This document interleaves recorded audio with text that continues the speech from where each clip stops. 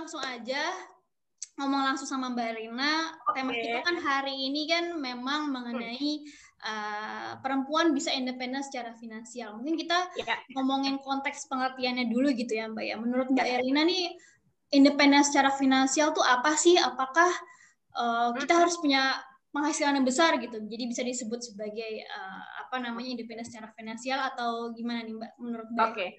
Wah, terima kasih banget ya ini Indogold udah mempersilahkan saya untuk berada di sini di Golden Talks. Ini yang volume pertama ya, jadi saya perdana ya gitu ya. Thank you ya Indogold, thank you Mbak Eva atas kesempatannya. Nah, sebelumnya saya mau disclaimer on dulu ya. Saya ini perencana keuangan independen, jadi saya tidak pernah menganjurkan untuk membeli suatu produk ataupun merujuk kepada satu produk. Tapi saya selalu memberikan nilai plus dan minusnya terhadap satu produk. Jadi keputusan investasi apapun itu tergantung pada teman-teman ya semuanya ya. Oke. Jadi benar banget ya Mbak Eva, karena kan kemarin itu kita heboh merayakan Hari Kartini ya. Saya lihat tuh di post Instagram tuh semuanya kayaknya rata-ratanya gambar Ibu Kartini, kalau enggak foto-foto mereka yang cantik-cantik gitu ya. Yes. Oke. Jadi gini Mbak, saya sebenarnya mau mendefinisikan ulang itu arti kata independence itu sebenarnya apa sih gitu ya. Kalau saya mau tanya ke teman-teman mungkin jawabannya berbeda-beda ya Mbak ya. Mungkin ada yang menjawab kalau independence itu berarti enggak tergantung sama orang lain, atau punya gaji sendiri ya, atau sudah punya investasi yang kisarannya di angka yang sekian-sekian seperti itu ya. Tapi saya mau mendefinisikan ulang arti kata independence itu adalah secara finansial ya. Kalau independence itu seseorang perempuan yang independen secara finansial, artinya dia punya kontribusi yang cukup terhadap pengeluaran rutin baik pribadinya maupun pengeluaran rutin keluarganya. Nah, kemudian juga seseorang wanita itu disebut independen secara finansial jika dia punya peran yang sangat penting dalam keluarga untuk mencapai tujuan keuangan keluarganya. Kemudian dia juga tidak tergantung pada orang lain, dan keputusannya itu sangatlah bertanggung jawab dan menentukan tujuan keuangan ke depannya seperti apa. Nah, selain itu juga kalau kita ukur secara matematis gitu ya, secara angka, being independence itu maksudnya dia punya passive income yang cukup nih untuk membiayai hidupnya dan untuk membiayai gaya hidupnya juga, seperti itu.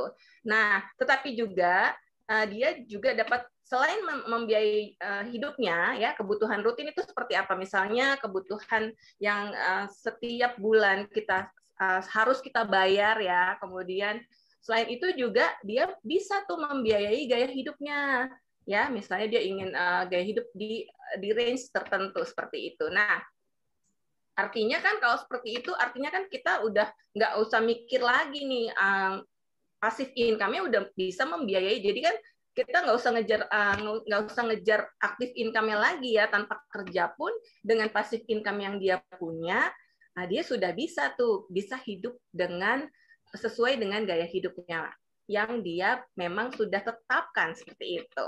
Nah, teman-teman, kemarin kan Hari Kartini ya. Nah, terkait dengan Hari Kartini sebenarnya ada quotes dari Kartini yang benar-benar nancep banget di kepala saya gitu ya. Ibu Kartini itu berkata seperti ini nih, adakah yang lebih hina daripada bergantung pada orang lain? Kemudian maka jika memang demikian, maka kamu ikhtiar. Kemudian berjuanglah untuk membebaskan dirimu, karena jika engkau bebas karena ikhtiarmu itu, barulah engkau dapat menolong orang lain. Jadi intinya kalau kita udah kuat sebagai wanita, sebagai perempuan, udah independen secara finansial, otomatis kita bisa membantu diri sendiri dan juga membantu orang lain. Jadi demikian kira-kira definisi independensi itu sendiri, Mbak Eva. Oke, jadi memang konteksnya nggak cuma hanya punya penghasilan, terus dia independen, bahkan yang tadi Mbak Erna bilang gitu ya, yang ibaratnya passive income, yang tidak punya penghasilan pun, kalau misalnya dia cerdas, bisa keuangan, bisa independen juga gitu ya Mbak ya. Karena kan pasti ya di sini perempuan-perempuan yang ikutan hari ini kan pasti dari latar belakang yang berbeda ya Mbak ya. Mungkin ada yang kerja, mungkin ada yang ibu rumah tangga juga gitu ya. Bahkan sebenarnya ibu rumah tangga sendiri pun bisa independen juga gitu secara finansial, asal kayak yang tadi Mbak Elina bilang gitu ya. Dia bisa dengan baik mengelola keuangannya gitu ya Mbak ya. Oke. Apalagi juga sekarang kan memang situasi saat ini tidak menentu gitu ya Mbak, karena pandemi. Jadi ibaratnya pasti tentunya sih kayak saya sendiri gitu kan ya, memang harus benar-benar mengatur pos-pos keuangan nih Mbak. Nah sebenarnya selain tadi yang Mbak Erina jelaskan, sebenarnya apalagi sih Mbak alasan kuat gitu bahwa kenapa sih penting gitu kita sebagai perempuan itu harus independen gitu Mbak secara finansial. Nah, ini slide-nya udah menjawab pertanyaan Eva nih sebenarnya nih. Oh, oke.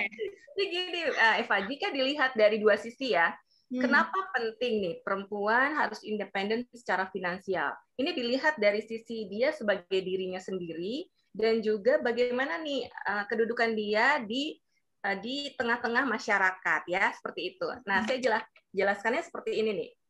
Jadi alasan pertama kenapa perempuan itu harus financially independent for herself and for others ya. Jadi dia punya ownership. Ownership itu artinya dia punya kepemilikan atas dirinya sendiri dan juga dia lebih punya banyak choices atau pilihan-pilihan. Bayangin ya kalau wanita masih tergantung gitu ya.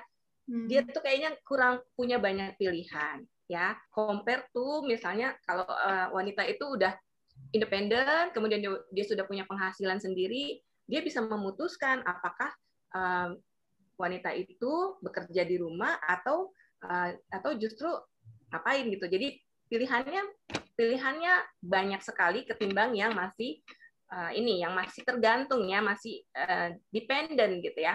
Nah, saya mau bercerita nih Mbak. Saya dulu sempat kerja di sebuah perusahaan pertambangan batubara ya.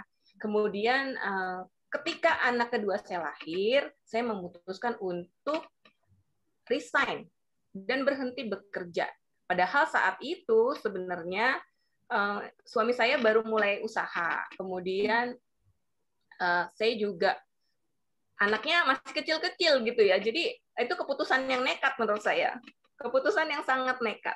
Karena setelah 7 tahun bekerja di sebuah perusahaan, otomatis kan saya punya gaji lumayan. Kemudian kalau biasanya akhir tahun biasanya dapat bonus ya. Tahu sendiri ya kalau perusahaan batubara biasanya bonusnya lumayan tuh. Jadi saya memutuskan untuk resign. Nah, saat itu saya mengalami yang namanya dual to single income. Jadi pada saat saya bekerja, saya dapat penghasilan dari 2 sumber ya, dari pekerjaan saya dan juga dari suami. Nah, begitu saya resign, saya hanya dapat dari 1 sumber aja. Itu berasa banget jadi orang yang sangat tergantung, Mbak. Jadi orang yang dependen, asli dependen banget. Tapi saat itu suami saya dengan supportnya dia menjelaskan bahwa ini saatnya saya untuk memanfaatkan waktu sebaik mungkin untuk investasi. Investasinya itu investasi financial asset dan juga investasi untuk diri sendiri, Mbak. Jadi saya sekolah lagi. Saya ambil sertifikasi lagi. Dari situ kan waktu yang saya dapatkan cukup banyak ya ketimbang saya bekerja ya. Saya cukup fleksibel lah, ngurus anak sambil kuliah lagi. Alhasil sekarang alhamdulillah saya bisa berbagi nih kepada teman-teman bagaimana pentingnya perencanaan keuangan. Dan saya juga walaupun saya mesti belajar terus ya, tapi sejalan dengan waktu saya rasakan itu efeknya sangat-sangat luar biasa kalau kita bisa independen baik secara finansial untuk diri sendiri maupun untuk orang lain gitu. Nah, bicara tentang independen untuk orang lain ya. Jadi kalau kita sudah independen, kita bisa membantu orang lebih banyak lagi dan juga kita punya pilihan untuk berbuat lebih banyak lagi seperti itu. Jadi kita punya kontribusi yang lebih banyak untuk komunitas, juga kita bisa giving back to society seperti itu. Nah, jika kepercayaan ini sudah tertanam di benak teman-teman semuanya, saya yakin semua perempuan di Indonesia itu akan semakin terpacu lagi nih untuk menjadi financially independent ya. Setidaknya untuk dirinya sendirilah. Karena kalau kita sudah kuat untuk diri kita, kita juga bisa kuat untuk orang lain. Seperti itu. Jadi memang sebenarnya kalau ngomongin independen gitu buat kita sendiri, sebenarnya manfaatnya nggak cuma kita sendiri gitu ya Mbak ya. Ke orang lain pun juga akan dapat manfaatnya gitu ya. Apalagi kalau misalnya kita berkeluarga gitu ya Mbak ya. Iya, betul banget. Nah, selain itu alasannya juga kan banyak ya. Kita juga bisa, kita harus independen karena apa? Kita ingin hidup yang lebih baik dong ya, pastinya ya. Kemudian juga kita bisa mencapai tujuan-tujuan hidup kita atau tujuan-tujuan keuangan kita dengan lebih mudah lagi. Kemudian harapan hidupnya. Nah, bicara tentang life ekspektasi atau angka umur usia harapan hidup itu kalau menurut survei rata-rata usia harapan hidup wanita tuh cenderung lebih lama daripada pria. Nah, bagaimana jadinya kalau kita nggak mandiri atau kita masih dependen, masih tergantung pada orang lain? Bagaimana jadinya saat misalnya pasangan kita atau suami kita itu pergi duluan gitu. Jadi being independent itu penting banget. Salah satunya karena faktor usianya itu rata-rata usia wanita itu rata-rata cenderung lebih panjang, dan kita nggak tahu ya nanti ke depannya apakah kondisi ekonominya ini akan semakin baik atau justru kita harus tetap kencangkan ikat pinggang nih untuk menghadapi situasi-situasi yang nggak terprediksi seperti itu ya. Itu juga pentingnya kita punya yang namanya dana darurat. Nah, dana darurat itu bisa dicapai dari berbagai jenis investasi yang memang low risk ya, yang memang risikonya rendah. Nanti kita akan belajar tentang investasi setelah Mbak Eva tanya-tanya lagi ke saya. Gitu. Oke, jadi menarik banget ya Mbak ya, bahwa inilah alasan-alasan kenapa sebenarnya penting nih bagi kita gitu ya, perempuan untuk bisa mandiri gitu secara finansial. Maksudnya based on facts aja, berdasarkan fakta, life ekspektasi kita lebih tinggi gitu dibandingkan pria gitu kan. Jadi ibaratnya kita harus punya strategi lah. Strateginya adalah dengan bisa independen secara finansial gitu ya Mbak ya. Nah, mungkin ngomongin soal tadi kita udah tahu dari Mbak Elina independen itu sebenarnya secara finansial harus gimana, alasannya seperti apa. Nah, kalau misalnya udah ngomongin langsung nih Mbak, sebenarnya step by step langkah-langkah kita biar bisa mulai bangun journey gitu, bangun pengalaman untuk bisa nanti mandiri secara finansial tuh seperti apa tuh Mbak? Oke, jadi lompat langsung ke step ya. Oke, kalau misalnya Mbak Elina mau jelasin. Yes. Gak apa-apa, nanti kita balik lagi ke apa yang harus dibutuhkan ya. Nah, kalau bicara tentang langkah-langkah kita untuk mencapai financially independence, ini sebenarnya sama aja sih. Mau wanita ataupun pria itu sebenarnya langkahnya sama aja gitu ya. Jadi kalau di perencanaan keuangan kita mengenal ada 4 langkah untuk menuju financially independence, Mbak Eva. Jadi yang pertama itu adalah kita punya keterampilan finansial yang baik. Nah, keterampilan finansial yang baik itu seperti apa? Seperti kemampuan dan kebiasaan untuk mencatat pengeluaran kita. Kemudian untuk membuat alokasi atau budgeting dari pengeluaran kita. Kemudian kemampuan juga untuk menyusun tujuan keuangan yang jelas. Tujuan keuangan itu harus jelas angkanya berapa, untuk apa, dan juga jangka waktunya juga harus jelas, enggak ngawang-ngawang seperti itu. Dan juga keterampilan finansial adalah kemampuan kita untuk mengetahui berbagai macam produk investasi dan berbagai jenis resikonya. Karena teman-teman seperti teman-teman ketahui ya, investasi itu saat ini banyak banget ya, mulai dari yang bentuknya digital, Bitcoin, cryptocurrency, saham, reksadana, ya, logam mulia, deposito, falas, gitu kan banyak banget lah. Bagaimana teman-teman punya cara untuk belajar, untuk mengetahui berbagai macam jenis investasi tersebut. Nah, itu langkah yang pertama. Nah, langkah yang kedua adalah kita punya kestabilan finansial. Kestabilan finansial itu maksudnya sudah memiliki simpanan atau dana darurat minimal di batas yang standarnya. Kalau di perencanaan keuangan biasanya untuk seseorang yang sudah punya tanggungan itu biasanya 6 sampai 9 kali pengeluaran bulanan. Jadi itu indikator seseorang sudah bisa stabil secara keuangan. Jadi stabil finansialnya jika dia sudah punya dana darurat yang cukup. Kemudian dia juga sudah punya proteksi, tentu saja ya. Saat seperti ini kan risikonya cukup besar ya untuk kita misalnya mendadak sakit atau nanti ada risiko juga meninggal dan lain sebagainya. Nah, itu harus diprotek teman-teman ya. Jadi kestabilan finansial ada mencakup dua hal itu, punya dana darurat dan punya proteksi. Nah, langkah yang ketiganya seperti apa nih? Langkah yang ketiganya adalah punya yang namanya keamanan finansial. Kalau tadi kan keterampilan finansial, kemudian kestabilan finansial. Nah, yang ketiganya adalah keamanan finansial. Nah, keamanan finansialnya ini seperti apa? Keamanan finansialnya itu dapat diukur jika kita sudah punya passive income yang dapat membiayai kebutuhan pokok yang rutin-rutin. Itu kita bisa disebut sebagai sudah punya keamanan finansial, ya. Jadi punya passive income dan passive income-nya itu sudah bisa membiayai kebutuhan pokok yang rutin-rutin. Nah, barulah langkah yang keempatnya adalah mencapai independent financial. Independent financial itu bisa dicapai saat kita punya passive income dan passive income-nya itu bisa membiayai kebutuhan rutin dan juga gaya hidup. Gitu. Jadi nggak hanya kebutuhan rutin saja, tetapi juga dapat membiayai gaya hidupnya. Nah, demikianlah langkah-langkah yang teman-teman bisa ambil untuk mencapai independen secara finansial gitu. Oke, jadi memang harus step by step gitu ya, Mbak ya. Step by step.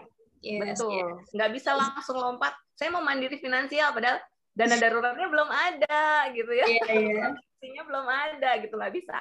Jadi harus step by step dan harus ini ya sabar ya teman-teman dan disiplin juga. Oke. Kalau tadi Mbak Erna sempat bilang bahwa keamanan finansial itu adalah passive income bisa memenuhi kebutuhan rutin dan kebutuhan gaya hidup gitu ya. Itu apa namanya? Kalau porsinya tuh harus gimana sih Mbak untuk membagi kebutuhan-kebutuhan tersebut? Oh, proporsinya ya. Oke. Di sini saya nggak ini proporsinya. Oke. Jadi sebenarnya kalau kita lihat pendapatan kita dengan pengeluaran kita itu kan kita sebut aja sebagai misalnya 100% pendapatan akan dialirkan melalui arus cash flow ke 100% penghasilan gitu ya. Jadi 100 berbanding 100 jadi kan even ya, jadi impas ya. Nah, alokasinya seperti apa nih? Dari 100% penghasilan yang kita punya, kita biasanya membagi ke kurang lebih 3 sampai 4 pos besar alokasi ya. Yang pertama adalah untuk kebutuhan rutin setiap bulan. Ya dong, tentu saja dong untuk kebutuhan rutin setiap bulan. Ini apa aja sih? Ya, ini seperti bayar listrik, telepon, seperti itu ya. Kemudian belanja bulanan, ya kan? Kemudian kebutuhan yang internet, paket data dan lain-lain yang setiap bulan pasti kita keluarkan. Ya, itu angkanya bisa 40-50% dari penghasilan itu sendiri, Mbak Eva. Kemudian alokasi yang kedua adalah jangan lupa untuk berinvestasi. Berinvestasi jangka pendek atau jangka panjang gitu pilihannya kan nanti dilihat lagi tujuan keuangan kita seperti apa. Nah, investasi jangka pendek atau jangka panjang itu dapat kita capai dengan cara auto debit. Auto debit investasi rutin atau cicil misalnya cicil reksadana, cicil produk investasi yang komoditi seperti emas dan lain sebagainya ya. Kemudian berapa porsinya? Kalau tadi kan kebutuhan rutin itu 40 sampai 50. Nah, investasi ini minimal 10% aja kok. Kita nggak usah besar-besar ya. Maksudnya kalau memang penghasilan kita besar, kita bisa tambah lagi. Tapi kalau misalnya penghasilan kita masih pas-pasan, ya 5-10% itu udah cukup buat kita berinvestasi secara rutin. Kemudian selain kebutuhan pokok untuk rutin, kebutuhan rutin per bulan dan investasi, kita juga harus sisihkan untuk yang namanya ini kebutuhan untuk apa ya? Kebutuhan untuk tadi kok saya jadi lupa. Rutin, investasi, terus kemudian jangan lupa untuk donasi ya teman-teman ya.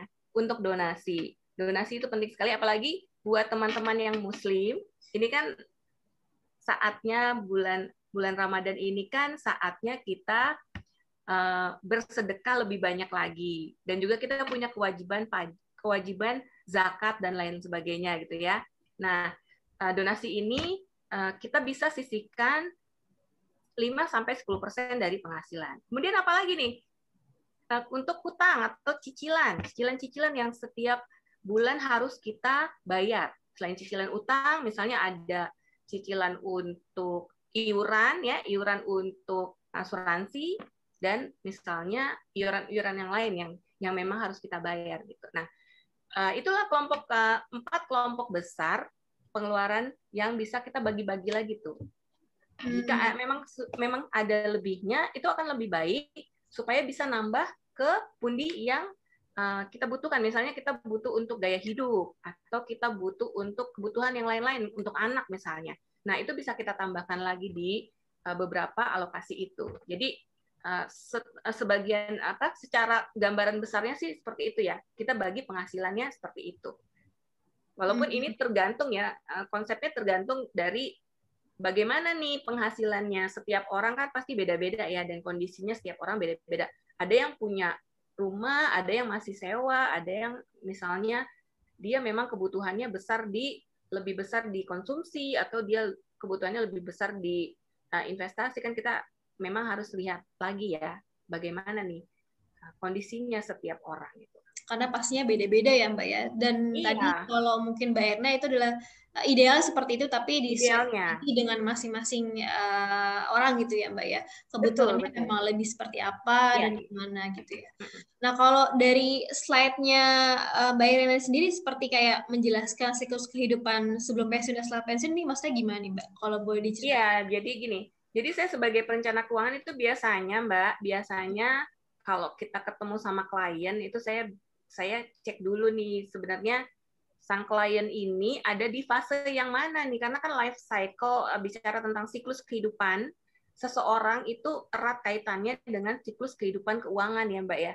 Gitu ya. Jadi pada saat misalnya saya ketemu seorang klien yang usianya masih muda, berarti kan dia masih ada di siklus kehidupan yang di awal sini ya, sebelum pensiun dia. Berarti prioritas dia adalah untuk menambah proteksi dan juga melakukan akumulasi. Gitu. Beda halnya pada saat saya ketemu dengan seorang klien yang memang sudah senior gitu. Usianya sudah senior. Itu akan beda lagi treatmentnya, karena saat dia sudah mencapai usia pensiun ya, usia yang saat itulah dia melakukan yang namanya konsumsi kekayaan, dan juga dia lakukan yang namanya transfer aset gitu ya, atau dia merencanakan warisan gitu, seperti itu Mbak. Jadi ini yang akan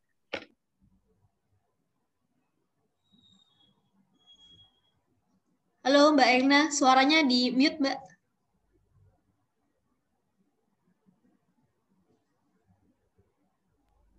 Yes. Sorry kepencet. Yes.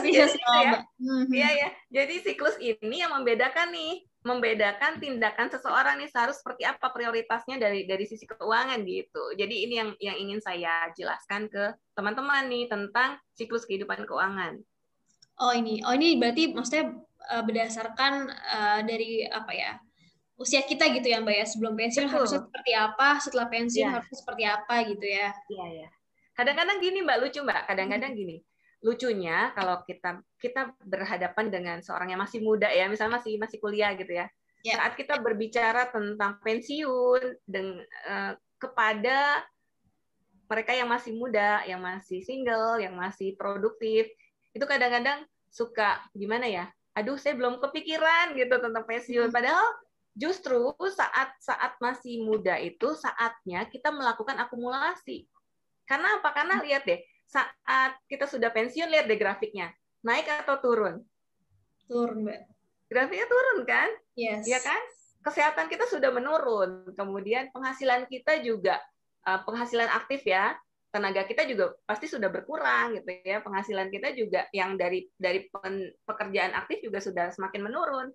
Apa jadinya kalau kita nggak punya passive income untuk membiayai kebutuhan setelah pensiun yang bisa dikatakan memang cukup panjang loh, dari usia pensiun ke usia yang nanti kita menghadap ke ilahi.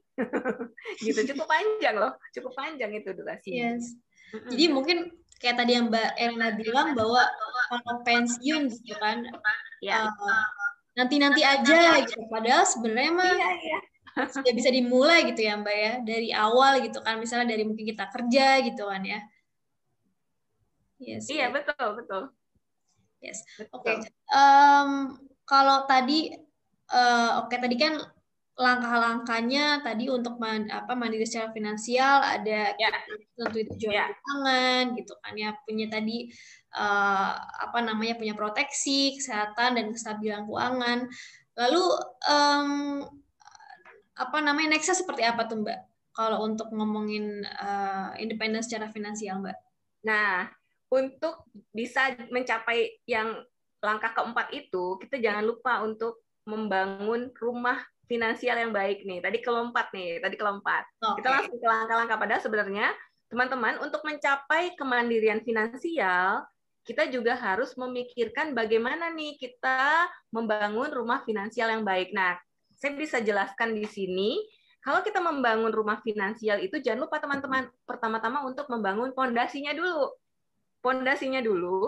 Pondasinya itu adalah cash flow yang sehat dan dana darurat yang cukup. Bicara tentang cash flow yang sehat, itu kan tadi bicara tentang alokasi pengeluaran ya. Jadi diusahakan setiap bulan itu kita nggak minus gitu penghasilannya, dengan pengeluarannya itu diusahakan malah justru ada lebihnya. Lebihnya untuk apa? Untuk investasi atau untuk kebutuhan yang memang kita bisa sisihkan, untuk dana darurat, untuk kebutuhan-kebutuhan yang lain yang memang urgent, seperti itu. Setelah pondasinya terbangun dengan baik, maka kita akan membangun pilar-pilarnya nih. Pilar-pilarnya ya, yang tadi saya bilang ya, proteksi, utang, dan pajak. Nah, kemudian setelah pondasinya udah oke, pilarnya sudah terbangun, maka yang dapat kita lakukan selanjutnya adalah membangun atapnya, Mbak Eva. Membangun atapnya. Atapnya itu apa? Atapnya itu bisa dibangun dengan produk-produk investasi dan punya tujuan keuangan yang jelas. Nah, saya mau menjelaskan ya, ada 4 jenis investasi. Mungkin Mbak Eva juga mau tanya-tanya nih, penasaran nih, 4 jenis investasi apa aja sih Mbak? Gitu. Penasaran sih dari klasifikasi yang Mbak Rena bilang nih, maksudnya 4 jenis ini seperti apa nih? Dibagi itu berdasarkan apa gitu Mbak? Iya. Jadi 4 jenis investasi itu sebenarnya gini Mbak. Kadang kita lupa ya, kalau kita mau melakukan tindakan keuangan atau kita mau melakukan action gitu ya. Kadang-kadang saya suka ditanya begini nih Mbak, jenis investasi apa yang tepat buat saya? Semuanya tepat gitu. Jadi kalaupun tujuan keuangannya teman-teman sudah jelas, nah sebenarnya 4 jenis investasi ini dapat saling membackup gitu loh. Ya, jadi jangan terpaku hanya pada satu produk investasi aja, karena semuanya ini menurut saya penting. Ya, jenis 4 investasi ini mengandung unsur yang pertama adalah unsur liquidity. Liquidity itu maksudnya apa? Maksudnya dia si jenis investasi ini pada saat terjadi sesuatu, misalnya krisis ya, misalnya terjadi sesuatu yang di luar dugaan kita. Nah, uang kasnya itu tetap aman gitu, tetap liquid, tetap bisa dicairkan kapanpun. Nah, jenis investasi itu seperti apa? Contohnya adalah pada deposito, pada logam mulia, dan juga reksadana pasar uang. Itu mengandung unsur stability ya, liquidity ya. Yang kedua adalah mengandung unsur stability. Stability itu maksudnya produk investasi yang dapat menghasilkan imbal hasil setiap bulan. Itu ada pada reksadana pendapatan tetap dan juga pada obligasi. Ya. Kemudian yang ketiga mengandung unsur hedging. Hedging itu maksudnya pada saat terjadi krisis, si investasi ini justru malah bisa melindungi kita dari turunnya nilai investasi yang lain.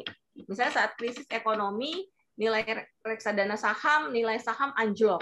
Tapi ada beberapa jenis investasi yang malah justru menguat gitu, seperti logam mulia. Nah, ini justru kalau bisa istilah yang paling bisa dimengerti adalah kayak barbel gitu loh. Jadi ada yang sangat jenis investasinya sangat agresif, tapi di satu sisi diimbangi dengan jenis investasi yang konservatif gitu. Jadi seimbang. Jadi bisa balancing the investment. Nah, yang keempat itu adalah jenis investasi yang mengandung unsur growth. Dia bisa bertumbuh. Dia bisa mengalahkan inflasi. Dia bisa dia bisa untuk tujuan keuangan jangka panjang gitu. Itu ada di reksadana saham, properti, dan bisnis seperti itu. Jadi semuanya kalau menurut saya penting. Jadi kalau ditanya, Mbak, investasi apa nih yang paling penting saat ini buat saya? Ya semuanya penting, diusahakan Anda punya semuanya gitu. Tapi porsinya kita lihat pada profil resikonya masing-masing gitu. Berapa porsinya yang terbesar? Biasanya kalau yang profil resikonya masih konservatif atau masih suka takut-takut gitu ya akan resiko, biasanya sih memilih lebih banyak porsinya pada investasi yang memang ringan resiko. Ya, yang ringan resiko seperti itu.